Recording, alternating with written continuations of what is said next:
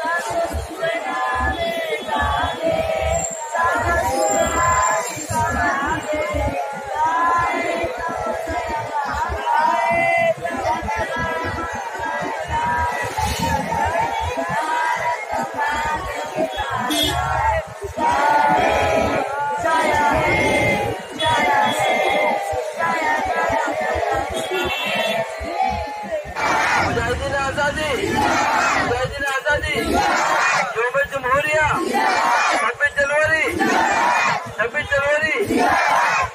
संविधान डॉक्टर बाबा साहब अम्बेडकर, मुजाहिदीन आजादी, हिंदुस्तान।